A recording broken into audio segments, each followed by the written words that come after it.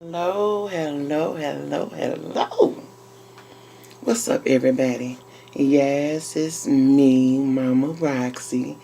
I've been missing in action a little bit. Yes, I have. And I am sorry. Y'all know that I got some issues going on. I had a doctor's appointment and I went and they told me I hate going to the goddamn doctor. But they told me that I have connective tissue disease, and that adds another issue that comes from having lupus and fibromyalgia, really the lupus. And they say that when you have lupus and it breaks down your immune system and it leads a way for other things to come in and affect you. So I'm like, oh, okay. So, yeah. So then, dealing with that, I had another appointment after that to see a specialist because my nerves act up and I have a whole lot of swelling and stuff, right? Unexplainable swelling. So then they tell me, after I take this little walk, you gotta walk. The lady said you gotta walk heel toe to heel toe. I said, oh, that's the drunk walk. So she started laughing, just to ease a little attention. Sometimes doctors are a little intimidated about the people that they meet too. They look mean and they have little nasty attitudes and bad moods. So doctors be a little tensed and they be worrying about the patient that they get and all that shit. So I like to ease the mood up and let them know that I'm a big woman, but I'm not a shitty woman with a shitty attitude. So hey, let's get in there. Yeah, you got to be my friend because you're my doctor. So I eased a little tension and she started laughing and I made her feel good and she started breaking things down to me and doing little walks. And she say, checking on my nerves, and she hit my little bone, hit me in the knee with that little thing in the bone. Girl, my knee went boop. I'm like, oh, that worked. So then she hit the other knee and went boop. I'm like, okay, that worked. So she hit my elbows and everything, moving. She's like, your motor skills are good. I was like, oh, honey, that's good. I'm so glad some shit working. So she started laughing. She said, you are so funny. I said, yeah, I know. I'll try to be. So then, right, she says, she started asking me about caffeine. And I told her that I'm trying to stay off the caffeine and the red meat and a lot of things. You know what I'm saying? So she was like, okay, that's a good thing. So then she asked me about drinking. I'm not a drinker, I don't like being off my square when you get drunk or all that shit. I don't like that. Smoking, I don't smoke. And she started laughing. She said, really? I say, listen, my youngest son is 23 years old. When he was 7, they had a thing in school about smoking and how you can catch cancer and all of this stuff like that. And it leads to this and deteriorating of the throat and the lungs. And so he came home, and I used to go to the casino when I lived in Chicago, me and my husband, all the time. And he came in and he says, he asked me, he said, Mama, can I have some change? They was going to the store, him and his, dad and his, whatever. And he wanted something, so I said, go in there and get some change out of my purse. He went in there, y'all, and found a pack of cigarettes. Lord have mercy. He done got all the kids together, y'all. And he done got them together, right? And he gonna call a family meeting. Like I was on drugs or something, right? So he calls a family meeting and he pulled out the pack of cigarettes. Pow! Look what Mama got. I say, why do you have my cigarettes? He said, Mama, If you don't stop smoking, you gonna die. We need you, mama. You gonna die. I was like, okay. Right then and there, I broke the cigarettes up, and me and him flushed them down the toilet. That was the last time I smoked a cigarette. She laughed so hard it was unbelievable. I say kids are something else. So then she started to tell me that people with multiple sclerosis, I might not be saying it right, have symptoms like I have symptoms. So she wasn't able to locate them just by the things that she did to me. So she had to do one more little test, right? Y'all, I don't like needles. I don't like being stuck, poked. I don't like none of that shit. Not poked in that way, you know what I'm saying? You's a man, it's another poke I would like, but not that one. Y'all, so she took this little needle out, and she stuck me on my face. I was like, oh! I could not stop laughing for shit. It didn't hurt me. It felt like it tickled me, right? So she say, poop, poop, poop, poop. No effect on this side. But when she poked me all over on the right side, I can feel all of that. I was like, oh, that hurt. So she poked me here, everywhere. And then she got down to my legs and my feet. Now, on my right feet, I couldn't feel that, right?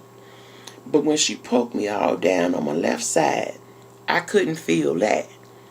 It was more, and then when she got down to my left foot, I can feel it because in my left leg, right above the ankle, I have a rod. I have a plate and 7 screws, right? So I felt that. So she started to explain that my left side is 50%, and my right side is 100%. So I was like, what is that? So she was like, I got to be checked for multiple sclerosis. And I said, like I said, I might not be saying it right. So then she says that I'm going to have an MRI. And the MRI is going to have to do with my head, like my brain. And then I have to have another MRI that's going to have to do with my neck and my spine. I'm like, oh, wow. So then that's one issue that I have to do. And then the next issue is when they have to check the nerves that's in my hands and in my elbow, all up in here. And that has to be done with needles. Y'all know I don't like needles. It has to be done with needles to see about the progress of what's flowing and the reaction of the nerves and everything like that. I'm like, wow. So I got a little, look on my face. And I turned my head for a minute. She said, are you okay? I say, I hate coming to the doctor because it feels like every time I come here, somebody gonna tell me something bad. I'm like, but I perked up in a couple of seconds. And I say, y'all can tell me anything in the world, but the last word, the last anything come from my Lord and Savior. So it wasn't no need to be disappointed. It wasn't no need to be worried. It wasn't none of that. Because God determines everything. Every single thing.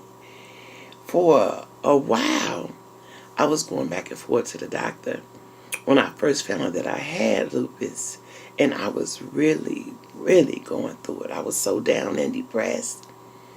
Then all of a sudden, I just got on my knees and I started praying, right? And the more I would pray and the more I would laugh and the more I would just enjoy being a woman, honey. Enjoy being a mother and just getting out in life and doing things, the better I started to get. I had stopped taking all my medication for a long time. I wouldn't take my medication, right? I was up more. I was doing more. I was more active. I didn't. I slept less. You know what I'm saying? Like, I wasn't fighting to go to sleep. I just didn't have to go. I mean, I would go to sleep at a regular time and get up at a regular time. But I felt better when I wasn't taking the medication. It like everything changed. So when I went back again to the doctor, they told me that my lupus was in remission, that they couldn't like pick it up or whatever the case may be. So I got perked up.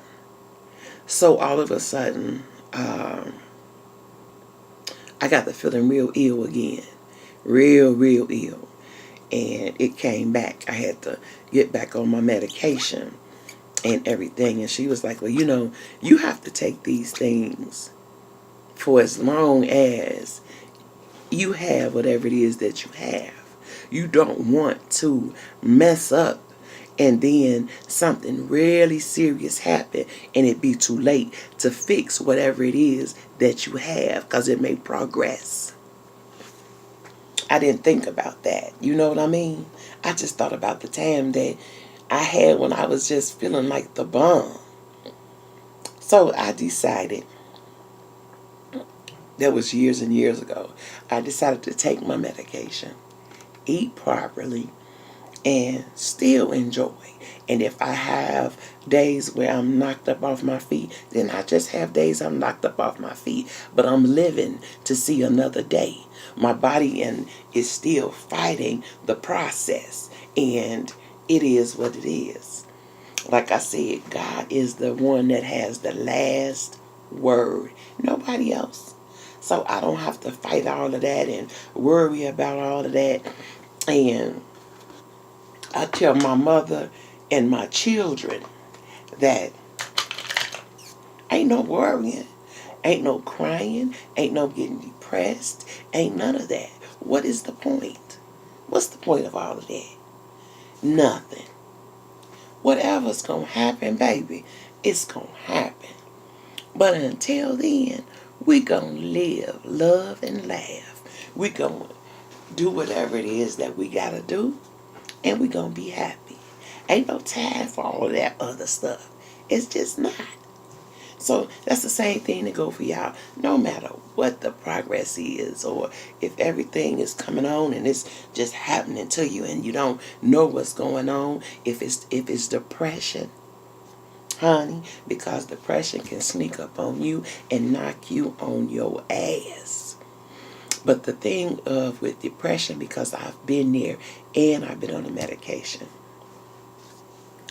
The thing of with depression, yes, the medication works, but you have to put in work as well. You have to think positive thoughts. Get rid of negative people, negative shit, and when you have somebody that's on the shit that makes you feel down, then you have to get rid of it. If it's a man that he always seems to bring you down, or if it's a woman, and what I mean by that, say if you having the most positive week you ever had, and he or she and she ain't around, then when that he or she come around and they bring that black cloud or they bring that extra shit, and you like, that's because they ain't no good for you. That's what that is. In order to help your depression, you gotta think positive, do positive, be more pushy, more aggressive toward the things that you like. Don't put up with nothing. Don't let the drama or the chaos come in and disturb your world. This is your world, baby. So you got to get in there and you got to enjoy everything. Don't let nobody pull your coat strings and pull you down or put that monkey on your back. You know, think positive. Think positive when you got a cloud a day or something happen. Say like you lost your job.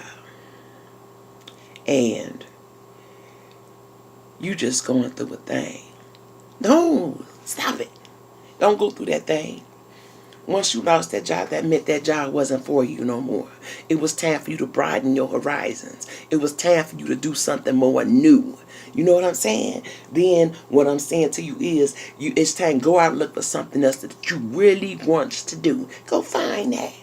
And while you looking, make the process of you getting everything together for that new job, your new attitude, your new look for your face. Try on something new. Cut the hair, comb the hair, dye the hair, clip the hair, do the beard, whatever it is that's gonna make you get prepared for that new job.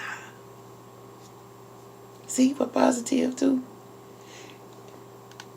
And put everything else in God's hands and watch what positive do. That's how I do. When one door closes, many more doors gonna open up, and you're gonna be like, "Oh my God, Mama Rasa was right," and I am. That's the way it works. That's the way it works. I love y'all. I got a Dollar Tree coming up, and it's story time today, baby. I got a Dollar Tree haul. I got a TJ Maxx haul. I got a lot of bullshit. So y'all come on back now. You hear? Love y'all. And this is Mama Roxy Says. I am here for your wallet, your purses, and your pocketbooks, baby. Your hearts and your mind. Come on back and talk to me.